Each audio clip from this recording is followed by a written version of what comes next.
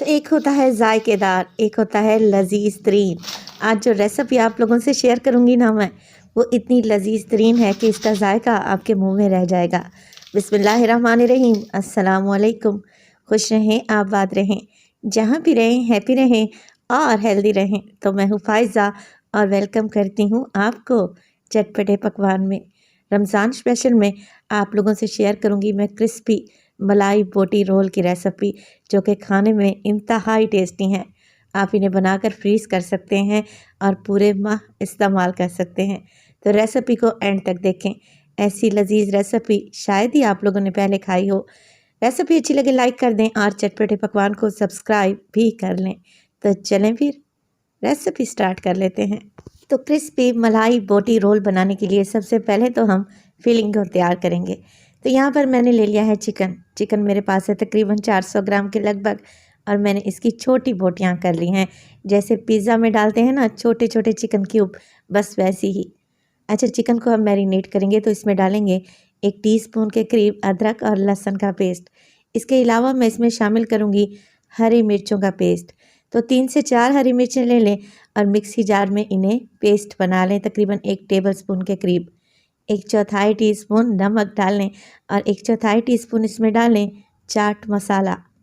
इसके अलावा मोटा कुटा हुआ ज़ीरा डालूंगी मैं हाफ़ टी स्पून इसमें काली मिर्च का पाउडर और चिकन पाउडर 1/4 टीस्पून।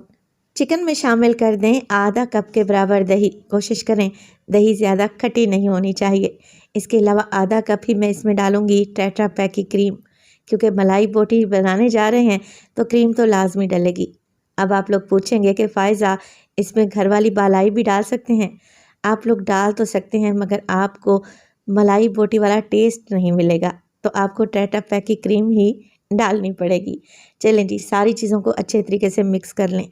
अगर आप लोगों के पास टाइम है तो 15 से 20 मिनट के लिए इसे मैरिनेट करें।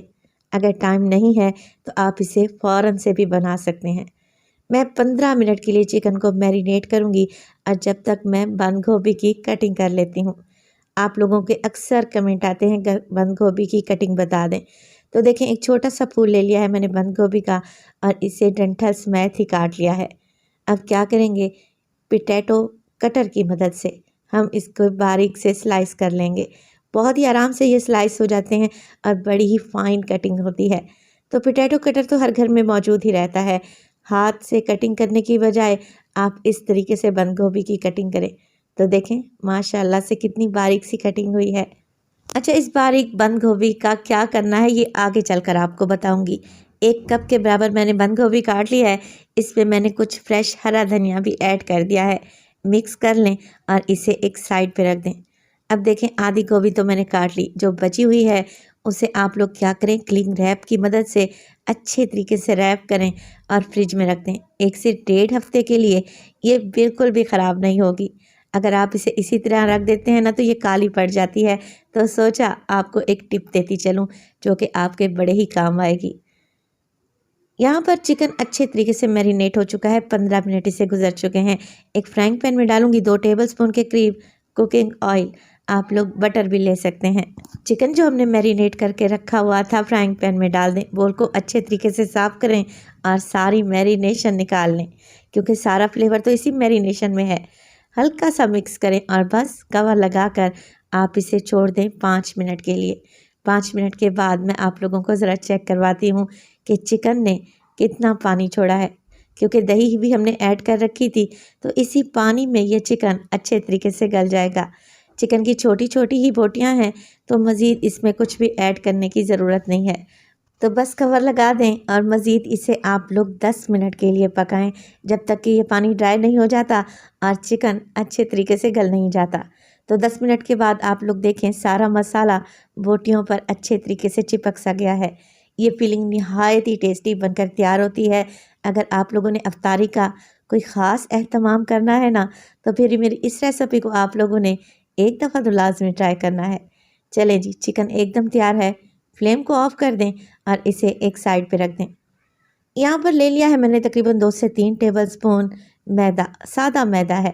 इसमें डालेंगे पानी और इसकी एक गाढ़ी सी लई या घोल तैयार कर लेंगे, जिससे हमने अपने रोल को सील करना है। तो यहाँ पर देखें अच्छे तरीके से मिक्सिंग करें, गुठलियों को ख़त्म करें और गाढ़ी सी लई तैयार कर लें और इसे एक साइड पे रख दें। क्रिस्पी मलाई बोटी रोल बनाने के लिए मैं यहाँ पर रोल शीट का इस्तेमाल कर रही हूँ।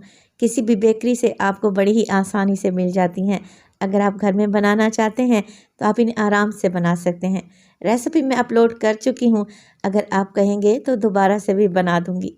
चलें जी, एक शीट लेंगे, इसके ऊपर डालेंगे धनिया और बंद गोभी जो कि हमने काट कर रखी हुई थी 1 से 2 टेबलस्पून। इसके ऊपर लगा दें मज़ेदार सी मलाई बोटी की फिलिंग जो कि अब ठंडी हो चुकी है। 1 से 2 टेबलस्पून भर कर लगाएं और बस इस तरीके से रोल को फोल्ड करें और जो अभी हमने मैदा घोल के रखा हुआ था ना, ब्रश की मदद से अप्लाई करें और एक टाइट सा रोल बनाकर तैयार कर लें। ये देखें कुछ इस तरीके से। अगर आपको रोल की फोल्डिंग नहीं आ रही तो एक दफ़ा दोबारा से चेक कर लें। और इसी स्टेज पर अगर तो आप लोगों को रेसिपी ज़रा सी भी अच्छी लग रही हो, रेसिपी को लाइक कर दिया करें और चटपटे पकवान को सब्सक्राइब कर लें। आप सब लोगों का बेहद शुक्रिया। अच्छा, ये मज़ेदार से मलाई बोटी रोल बनाकर हम लोग फ्रीज़ भी कर सकते हैं। तो यहाँ पर एक एयर टाइट कंटेनर ले लें, उसके नीचे आप बटर पेपर या फिर खाकी कागज़ भी लगा सकते हैं। रोल अरेंज करें और बस कवर लगाकर आप इन्हें फ्रीज़ कर दें। तो 1 से 1.5 माह के लिए ये रोल बिल्कुल भी ख़राब नहीं होंगे इंशाअल्लाह ताला। बस निकालें और आप इन्हें फ्राई कर लें। अच्छा, मेरे घर वालों से तो बिल्कुल भी सब्र नहीं हो रहा, मैं अभी ही सारे फ्राई करूँगी। तो फ्राई करने के लिए आप लोगों ने ऑयल को बिल्कुल लो फ्लेम पे गरम करना है।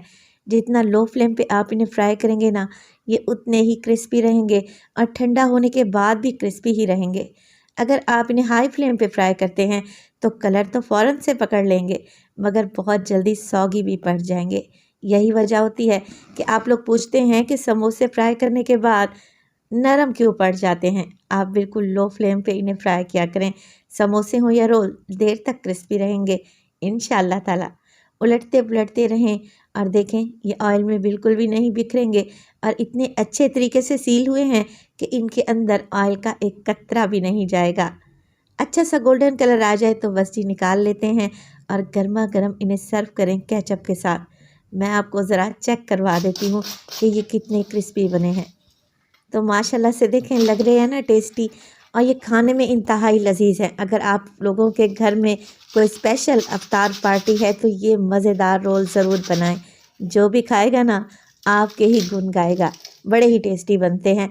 मेरी रिकमेंडेशन पर आप इन्हें एक बार बना कर तो देखें, आप इन्हें बार बार बनाना चाहेंगे। तो रेसिपी को ट्राई करें तो अपना फीडबैक आप लोग लाजमी दिया करें। आपके प्यारे से कमेंट का मुझे इंतज़ार रहेगा। अपना बहुत सारा ख्याल रखिएगा। फ़ाइज़ा को अपनी दुआओं में याद रखिएगा। मुझे दीजिए इजाज़त। टिल देन, अल्लाह निगहबान।